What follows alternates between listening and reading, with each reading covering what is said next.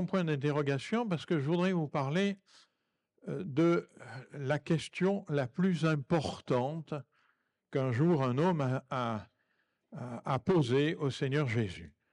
Alors, nous allons le voir sans attendre. Il nous est dit ceci, dans Luc au chapitre 10, versets 24 à 29, le Seigneur vient de révéler qu'il est le Fils de Dieu, que il fait toutes choses par le Père et que le Père est en lui. Et il va dire à ses disciples et à tous ceux qui sont là, car je vous dis que beaucoup de prophètes et de rois ont désiré voir ce que vous voyez et ne l'ont pas vu. Je précise tout de suite que lorsque le Seigneur dit « on désirait voir ce que vous voyez et ne l'ont pas vu », il ne s'agit pas de son apparence, parce que nous savons par le texte d'Ésaïe qu'il n'avait aucun éclat pour attirer les regards. Non, il veut parler de ce qu'il voyait, des miracles de Dieu qui s'accomplissaient. Et ils ne l'ont pas vu. Entendre ce que vous entendez, et ils ne l'ont pas entendu. Et voici qu'un docteur de la loi se leva et lui dit, pour le mettre à l'épreuve, vous vous rappelez, tous ces derniers temps, on a vu que chaque fois les pharisiens veulent le mettre à l'épreuve. Hein? Maître, que dois-je faire pour hériter la vie éternelle? C'est la question la plus importante, parce que si nous sommes chrétiens, si nous suivons la loi de Dieu et que nous n'avons pas l'espérance de la vie éternelle, l'apôtre Paul dit « nous sommes les derniers des hommes ». Mais cet homme pose la grande question de l'Évangile. Que dois-je faire pour hériter la vie éternelle? Jésus lui dit « qu'est-il écrit dans la loi? Qui lis-tu » Il répondit « tu aimeras le Seigneur ton Dieu de tout ton cœur, de toute ton âme, de toute ta force, de toute ta pensée, ton prochain comme toi-même. » Tu as bien répondu, lui dit Jésus, fais cela et tu vivras. Mais lui voulut se justifier et dit à Jésus, qui est mon prochain? Je voudrais arrêter là un instant et, vous voyez, j'ai souligné des mots sur lesquels je voudrais m'arrêter. Il nous est dit que, d'abord, dans ce texte, on voit que le Seigneur dit, en fait, beaucoup de prophètes auraient désiré voir ce que vous voyez, le Fils de Dieu qui est venu sur la terre des hommes. Le Fils de Dieu qui est celui que Dieu a revêtu de son esprit, revêtu de sa puissance, revêtu du pouvoir d'ouvrir l'éternité à des hommes et à des femmes qui vont lui faire confiance. Beaucoup de prophètes ont désiré voir ce que vous voyez, entendre ce que vous entendez. Il y a un docteur de la loi, ça le dérange, ça. Et il essaye de le mettre à l'épreuve. Un docteur de la loi, qu'est-ce que ça veut dire? Ça veut dire que c'est quelqu'un, un docteur, vous savez ce que c'est qu'un docteur en médecine. C'est quelqu'un qui a étudié la médecine pendant de longues années. Il existe de nos jours des gens qui ont des diplômes, qui sont des docteurs en sciences physiques. Ils ont étudié la physique pendant de longues années. Un docteur en économie, il a étudié les sciences économiques pendant de longues années. Aujourd'hui, pour être un docteur en médecine, un docteur en économie, un docteur en sciences physiques, un docteur en maths, il faut 8 ans d'études après le bac. On ne devient pas docteur du jour au lendemain. Lui, c'était un docteur de la loi de Moïse. Il avait étudié la loi de Moïse pendant des années et des années. Il la connaît parfaitement. Et quand il pose cette question à Jésus, que dois-je faire pour hériter la vie éternelle? Le Seigneur Jésus, tout de suite, le ramène à la loi. Il lui dit, qu'est-il écrit dans la loi? Qui lis-tu? En rapport avec ta question. Qu'est-ce que tu lis dans la loi? Et cet homme qui connaît parfaitement la loi a tout de suite compris à quoi Jésus fait allusion. Et cet homme lui répond, tu aimeras le Seigneur ton Dieu de tout ton cœur, de toute ton âme, de toute ta force, de toute ta pensée, ton prochain comme toi-même. Si tu fais ça, tu hérites la vie éternelle. Parce que le Seigneur dira une autre fois que dans ces deux commandements-là, toute la loi est inclue dans ces 2 commandements. Et le Seigneur va lui dire, tu as bien répondu, lui dit Jésus, fais cela et tu vivras. Et il nous est dit que lui voulu se justifier. C'est-à-dire, il sent que quelque chose dans ce qu'il vient de dire, vis-à-vis de sa personne à lui, quelque chose ne va pas. Et il pose la question au Seigneur, il dit, oui, mais ok, d'accord, tu aimeras le Seigneur ton Dieu, de tout ton cœur, de toute ton âme, de toute ta force, de toute ta pensée. C'est un docteur de la loi, il aime Dieu, et il a étudié la parole de Dieu, et il aime Dieu. Mais tu aimeras ton prochain comme toi-même. Il a un peu plus de mal avec ça. Et c'est pour ça qu'il veut se justifier. Il se trouve pas juste devant cette parole. Il veut se justifier et il dit au Seigneur, oui, mais qui est mon prochain? Moi, c'est difficile à trouver mon prochain, quoi. Hein? Alors on va lire la réponse du Seigneur qu'on connaît. Hein? Jésus reprit la parole et dit, un homme descendait de Jérusalem à Jéricho. J'attire votre attention, faites attention. Jésus décrit une situation. Et lorsqu'on y réfléchit, la description de la situation, on aurait presque pu la sauter. S'il la décrit, c'est que quelque part, elle a du poids dans la parabole. Un homme descendait de Jérusalem à Jéricho. Il tomba au milieu des brigands qui le dépouillèrent, le rouèrent de coups et s'en allèrent en le laissant à demi-mort. Par hasard, un sacrificateur descendait par le même chemin. Il vit cet homme et passa outre. Un lévite arriva de même à cet endroit et il le vit et passa outre. Mais un Samaritain qui voyageait arriva près de lui, le vit et il en eut compassion. Il s'approcha, banda ses plaies en y versant de l'huile et du vin. Puis il le plaça sur sa propre monture, le conduisit à une hôtellerie et prit soin de lui. 3 hommes sont passés. Le sacrificateur,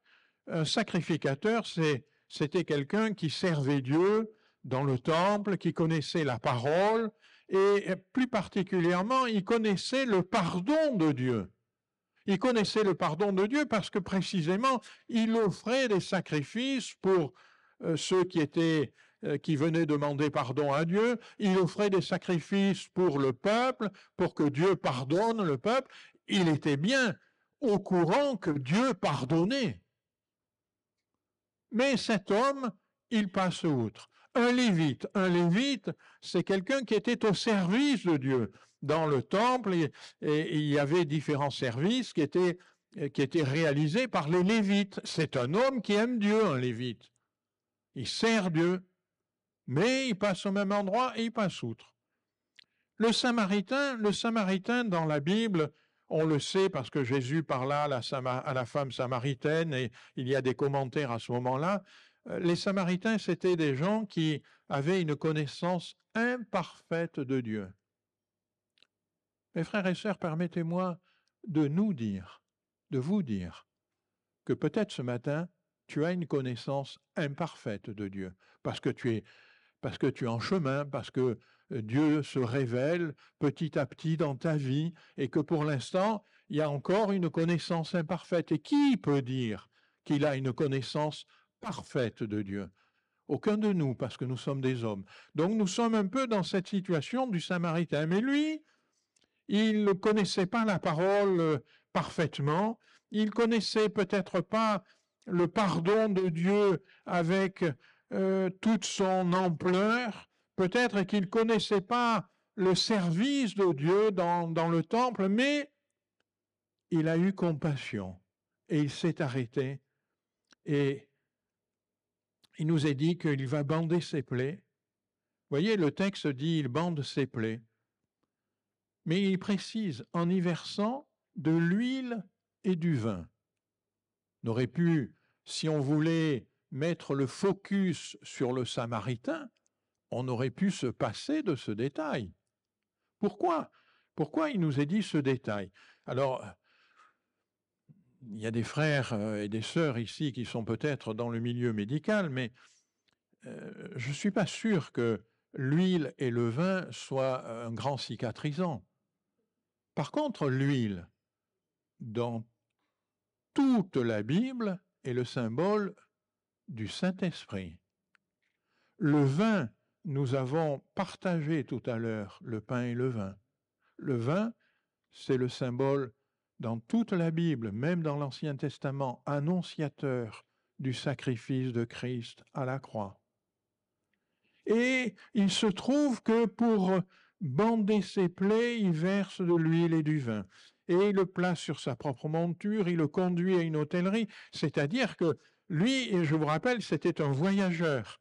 Il avait un but, il était dans un voyage, mais là, il voit un homme blessé, il s'arrête, il prend du temps, il prend de la peine, il le met sur sa monture et il le conduit à une hôtellerie et il prend soin de lui. Et le texte continue, il nous est dit que le lendemain, il sortit 2 deniers. Le denier, c'était un peu plus qu'une journée de travail. Lorsque un soldat romain, il percevait en général 225 deniers pour une année. Donc, vous voyez que ça fait un denier, c'est un peu plus qu'un jour de travail. En fait, c'est 1,6 jours de travail. Donc, il sort 2 deniers, c'est-à-dire 3 jours de travail. Frères et sœurs, on peut ramener ça à notre salaire par mois. Hein? 3 jours, un dixième de votre mois. Et il sort 2 deniers, il les donne à l'hôtelier, il lui dit « Prends soin de lui, et tout ce que tu dépenseras en plus, je le paierai moi-même à mon retour. » Lequel de ces 3 te semble avoir été le prochain de celui qui était tombé au milieu des brigands? Il répondit, c'est celui qui a exercé la miséricorde envers lui. Et Jésus lui dit, va, et toi fais de même. Le Seigneur a bien compris que quand ce docteur de la loi lui dit, voulant se justifier, vous vous rappelez, voulant se justifier, il lui dit, mais qui est mon prochain? Il a bien compris que ça, c'est difficile pour lui. Et il va lui dire, eh bien, toi, fais de même, va et fais de même. Je voudrais préciser, mes frères et sœurs, que le voyageur en question, le texte, on l'a lu tout à l'heure, il nous dit, par hasard, des hommes passèrent là. Le voyageur, il passe par hasard. Il n'est pas en train de chercher tous ceux qui sont blessés, tous ceux qui sont dans un état grave. C'est pas ça. La parabole nous dit il passe par hasard, c'est-à-dire sur son chemin, il y a quelqu'un qui est dans cet état.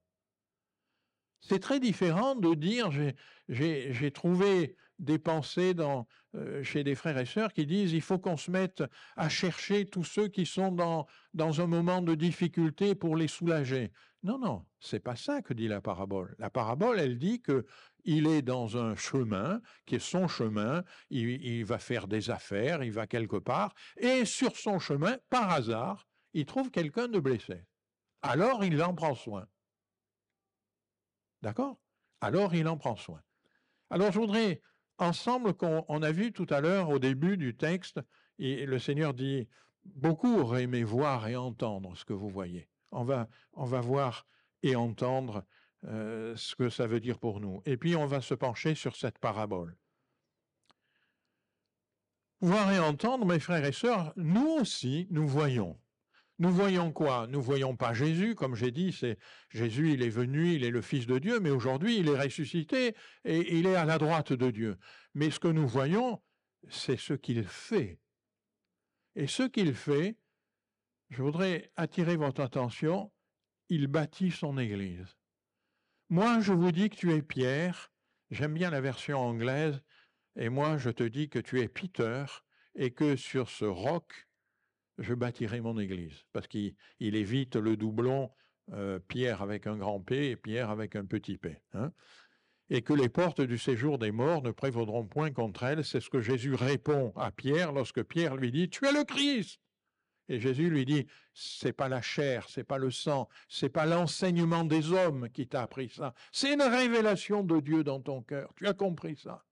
Eh bien, sur cette révélation, je vais bâtir mon Église, et le Seigneur bâtit son Église. Mes frères et sœurs, Nous sommes de son Église. Et mes frères et sœurs, permettez-moi de vous dire, je suis pas au début de mon ministère pastoral.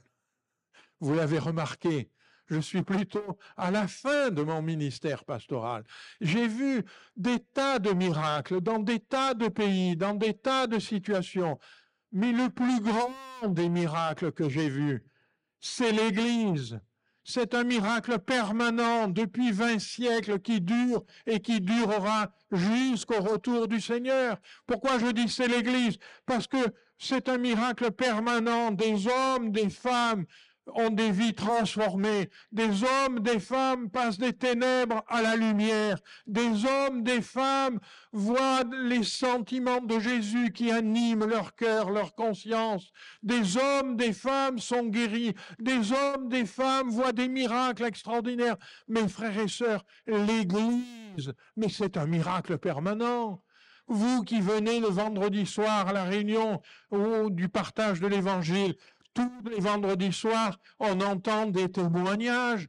Dans l'Église, le Seigneur se révèle. Dans l'Église, il y a la puissance de Dieu. Dans l'Église, par le nom de Jésus, des vies sont changées. Alléluia. Et oui, nous le voyons. Nous voyons l'œuvre du Seigneur. Nous le voyons agir au milieu de nous. Et puis, nous entendons, bien sûr que nous entendons. Le Seigneur dit, les paroles que je vous dis, je ne les dis pas de moi-même, et le Père qui demeure en moi, c'est lui qui fait ses œuvres.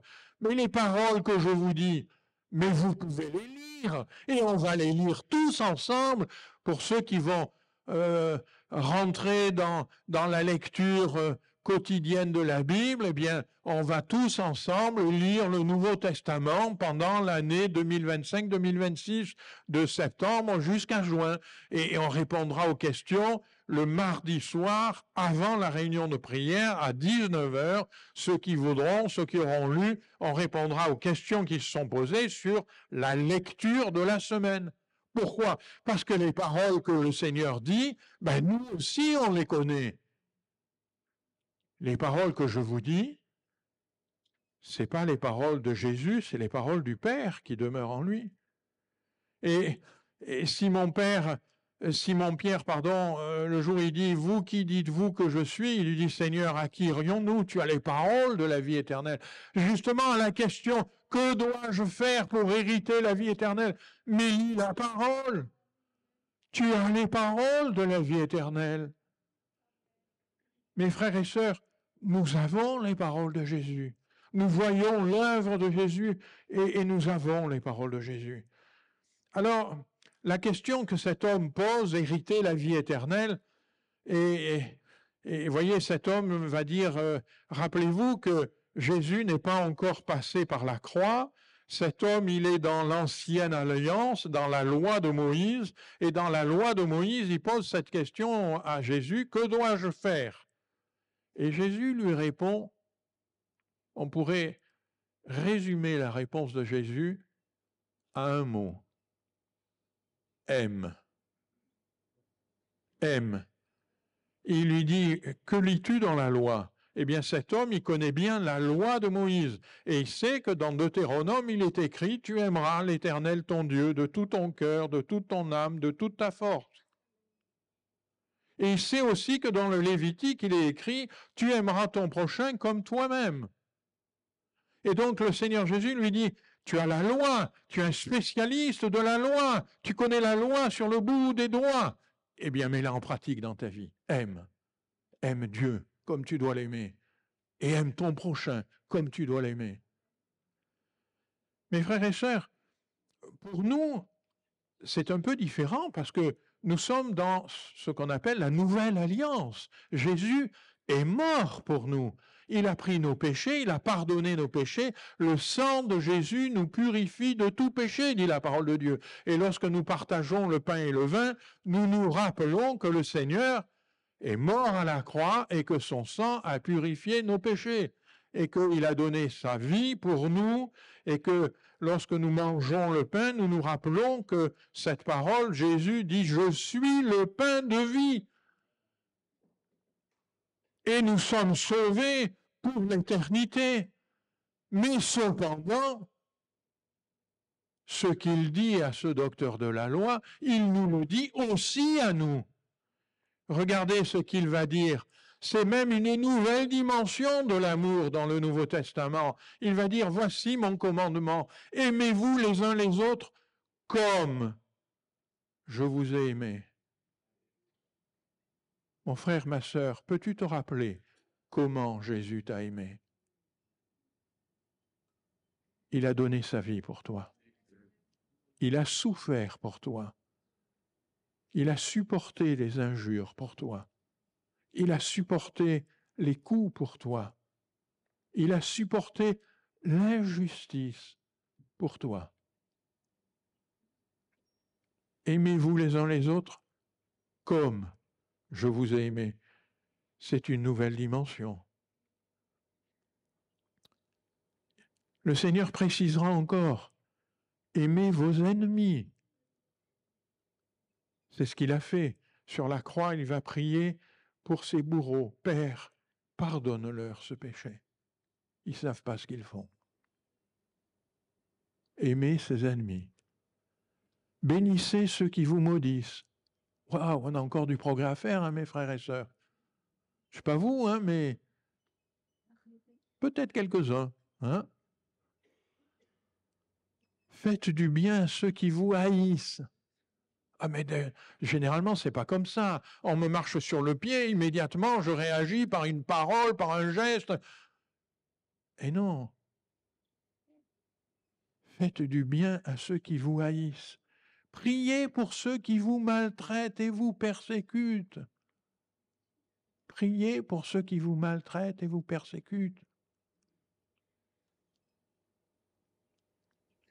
Voyez, mes frères et sœurs, l'amour vrai du Seigneur, il a plein d'aspects. Il y a le pardon. Aimez vos ennemis, on leur pardonne. Bénissez ceux qui vous maudissent, on passe par-dessus. Faites du bien à ceux qui vous haïssent. Seigneur, la haine de l'autre, elle ne doit pas atteindre mon cœur. Priez pour ceux qui vous maltraitent. Seigneur, le moment présent où peut-être je suis maltraité, Seigneur, il n'efface pas le plan de Dieu pour eux. Le Seigneur, il est venu, il m'a donné le salut à moi, qui n'était pas un homme particulièrement qui aimait Dieu. À toi, mon frère, ma sœur, à toi, parce que il t'a aimé alors que tu étais encore un pécheur. Priez pour ceux qui vous maltraitent et vous persécutent, parce que le Seigneur peut les changer. Alléluia. Je prends une minute, je vous l'ai peut-être déjà dit, dans mon travail, j'étais jeune, un jeune chef de service dans l'entreprise, il y avait un directeur technique, je faisais une note de service, le directeur technique m'avait pris en grippe. Il faisait une note qui annulait la mienne. J'arrivais plus à diriger mes équipes. J'ai tout essayé, je suis allé parlementer avec lui, rien à faire, il m'avait pris en grippe et il me démolissait lentement mais sûrement. Ça devenait dur. Un jour, j'en pouvais plus, dans mon bureau, j'ai prié. Je me suis dit, quel idiot j'ai été, Seigneur, j'aurais dû le faire bien avant. J'ai prié. Vous savez ce qui est arrivé? Il a changé. De celui qui m'avait pris en grippe, il a été celui qui m'a défendu plus que personne. Et je lui dois beaucoup. Le Seigneur peut les toucher, peut les changer. Il nous a changés, nous. Il peut les toucher, eux. Il peut les changer, eux. Mes frères et sœurs, l'amour vrai, il a beaucoup d'aspects. Et dans la parabole, ici, le Seigneur met l'accent, met en avant la miséricorde. Cet homme va lui dire, il a fait miséricorde. Et je voudrais parler un tout petit peu de la parabole. On l'a vu tout à l'heure, le sacrificateur et le lévite, ils aiment Dieu. Il n'y a pas de problème, ils l'aiment. C'est leur vie, c'est parce qu'ils aiment Dieu. Et on ne peut pas leur prêter une mauvaise intention de ce côté-là, ils aiment Dieu. Et vous me direz, oui, mais dans l'évangile de Jean, il est écrit, si quelqu'un dit j'aime Dieu et qu'il haïsse son frère, c'est un menteur. Mais eux, ils n'ont pas haï l'homme qui était blessé par les brigands. Ils l'ont pas haï. Ils en ont juste fait aucun cas. il est possible d'aimer Dieu et d'être indifférent à son prochain. Pourquoi? Parce que aimer Dieu et aimer son prochain, c'est deux choses distinctes. C'est pour ça que le Seigneur donne deux commandements. Tu aimeras Dieu de tout ton cœur, de toute ta force, etc. Et puis un deuxième commandement, tu aimeras ton prochain. Pourquoi? Parce que c'est deux choses distinctes. Et j'ai une petite idée de pourquoi c'est distinct. Et je vous propose de me suivre dans l'explication. Aimer Dieu, c'est facile. Enfin, pour moi, en tout cas, et je pense que pour vous aussi. C'est facile parce que plus on le connaît, plus c'est facile. Plus je connais Dieu, plus il est merveilleux, plus il est extraordinaire, plus il est unique, plus il est tout-puissant, plus... Et c'est facile de l'aimer. Tout est bon, tout est beau, tout est juste, tout est amour en lui. Mais c'est facile de l'aimer. Plus on le connaît, plus on l'aime. Ah, aimer son prochain, plus on le connaît,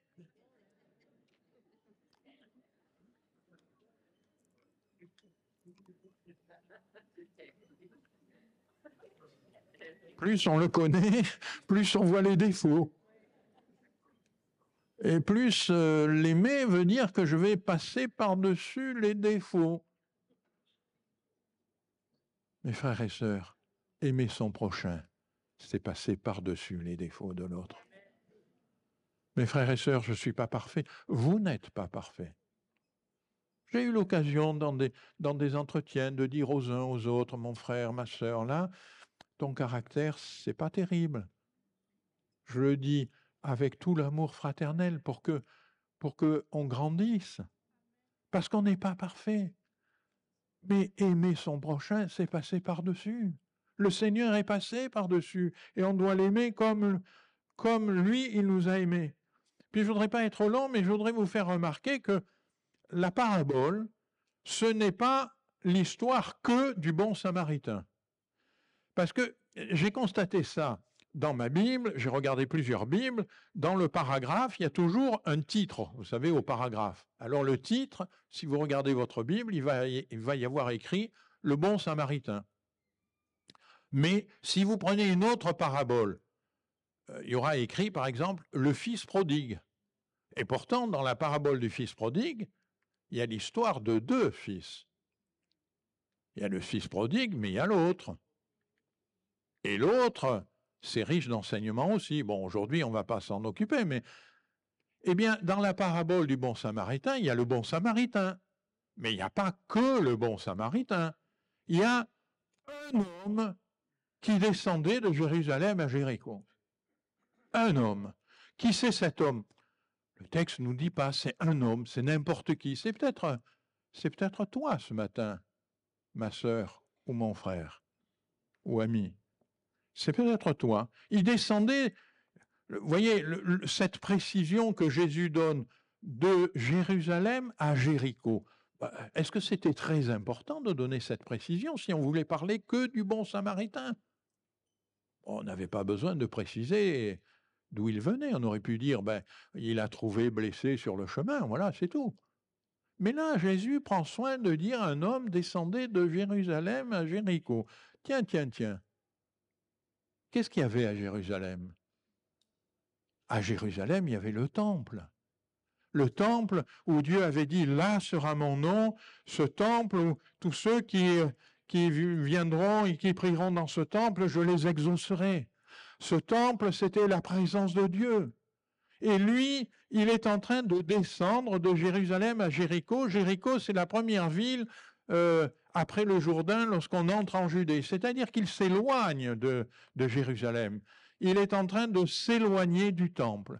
Peut-être ce matin, j'ai eu fortement à cœur ça. Peut-être quelqu'un, peut-être plusieurs ici, sans s'en rendre compte ou en s'en rendant compte, sont petit à petit en train de s'éloigner du temple. Petit à petit, le monde reprend ses habitudes. Petit à petit, la vie de Dieu s'assèche. petit à petit, on a entendu des dons spirituels dans ce sens ce matin. Petit à petit, eh bien, on s'éloigne. Cet homme, il s'éloignait du temple, de la présence de Dieu. Et le Seigneur nous donne ces détails qui pourraient paraître inutiles si on voulait parler que du Samaritain. Alors, hériter la vie éternelle. Et oui, l'homme est créé pur pour vivre dans la présence de Dieu. Mais l'homme s'éloigne peu à peu de cette présence. Mes frères et sœurs, toute l'équipe pastorale, j'en parle sans les avoir consultés, mais j'en suis sûr, toute l'équipe pastorale, nous avons à cœur qu'aucun de vous ne s'éloigne de la présence de Dieu. Notre raison de notre service, ce qui occupe tout notre temps, ce qui occupe toute notre énergie, c'est qu'aucun de vous ne s'éloigne de la présence de Dieu.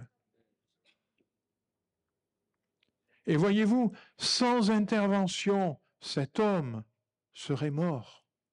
C'est ça aussi que nous dit la parabole.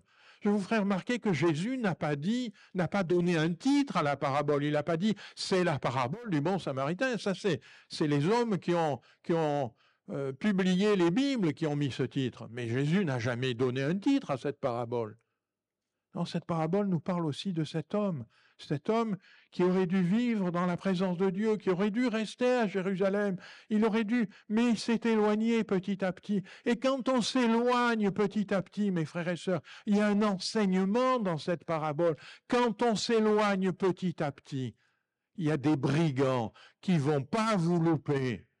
Ce brigand, il s'appelle l'ennemi de nos âmes, il s'appelle le diable, il s'appelle le tentateur, il s'appelle le serpent ancien, il a différents noms, mais c'est lui. Il ne va pas vous louper. Quand on s'éloigne de la présence de Dieu, on n'est pas libre de faire ce qu'on veut, mes frères et sœurs. Il y en a un, il nous est dit, il rôde comme un lion rugissant, prêt à dévorer celui qu'il pourra. Il n'y a qu'un seul endroit où on est en sécurité, c'est dans la présence de Dieu.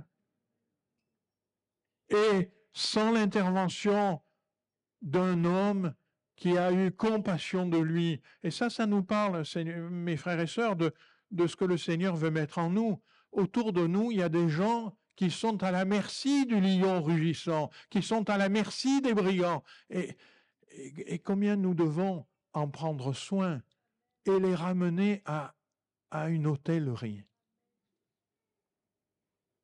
L'Église, mes frères et sœurs, elle est là pour prendre soin de toi. Et tout notre travail, et toute notre peine, et toute notre tâche, c'est de prendre soin de toi pour que tu sois dans la présence de Dieu. Pas que tu sois sous l'influence d'un mouvement, Non, que tu sois dans la présence de Dieu, que tu sois dans la communion du Seigneur, que le Saint-Esprit fasse sa demeure en toi, que tu aies cette joie du Saint-Esprit en toi, que tu aies la paix de Dieu, qui est la force du Saint-Esprit en toi, la puissance de l'Esprit Saint en toi. C'est ça le but de l'Église, c'est amener à cette communion-là. Et l'Église, elle est là pour prendre soin de toi. Elle est un peu comme cette hôtellerie où ce bon samaritain a amené le blessé en disant « prends soin de lui ». Et quand je reviendrai, je te donnerai ce qu'il faut. Ça ne vous rappelle pas quelqu'un qui doit revenir aussi un jour? Et c'est lui qui donnera ce qui est nécessaire. Mes frères et sœurs, voilà ce qu'est l'Église. Voilà ce que Dieu attend de tout homme. Pour nous, ceux qui sommes déjà au Seigneur, que nous soyons de ceux qui nous arrêtons lorsque c'est sur notre chemin. Faisons bien la différence avec les maraudes qu'est-ce que c'est? C'est la Croix-Rouge ou les choses comme ça. C'est pas ça. On n'est pas dans la maraude. C'est sur ton chemin, s'il y a quelqu'un, alors arrête-toi. Prends de ton temps. Prends de tes moyens. Il a donné des deniers. Prends de tes moyens. Prends pas de tes moyens sur l'offrande que tu dois donner à Dieu. Il y en a qui qui disent, bon, je prends de mes moyens pour aider celui-là parce que je le fais pour la grâce de Dieu, donc je donne moins d'offrandes. Non, non, non, non. Prends de tes moyens sur ceux qui te restent. C'était David qui disait, je ne veux rien donner à l'Éternel qui ne m'écoutait. Prends et amène-le au Seigneur. Amène-le, verse sur lui de l'huile.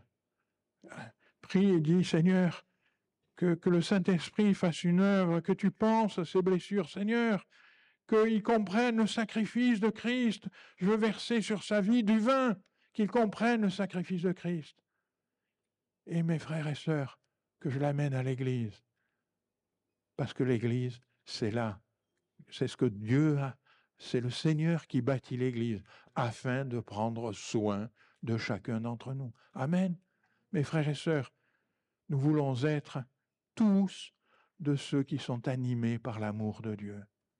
Rappelez-vous, le Seigneur nous a acquis la vie éternelle, mais cependant, il dit, tu aimeras, et tu aimeras comme je t'ai aimé, et tu aimeras même tes ennemis, et tu aimeras même ceux qui te maltraitent, et tu aimeras. Mes frères et sœurs, ce matin, je voudrais qu'on retienne un mot, aime, comme le Seigneur t'a aimé. Amen. On va prier, vous voulez bien? Alléluia, Seigneur, nous te rendons grâce. Et peut-être pendant que je prie, quelqu'un ce matin se dit, nous avons été heureux de vous proposer ce message. Déjà, s'il vous a plu, n'hésitez pas à le liker, voire à laisser un commentaire. Ça permettra à la vidéo de rayonner davantage auprès des autres utilisateurs. Aussi, abonnez-vous à notre chaîne. Ça vous permettra de bénéficier en continu du reste de nos programmes. Que Dieu vous bénisse.